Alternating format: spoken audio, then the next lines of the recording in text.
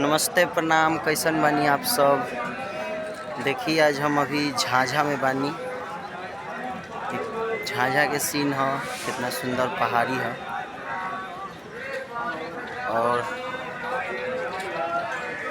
हम ये कोलकाता जाता नहीं सा। झाझा प्लेटफॉर्म पर गाड़ी रुकल बा पहाड़ के पास में। आप देख सकतनी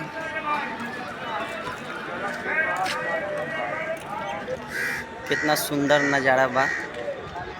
एहने ट्रेन लागल बा बलिया सियालदह।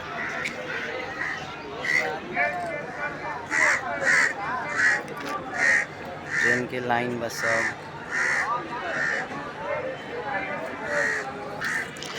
बहुत ही सुनहरा मौसम बा। देखिए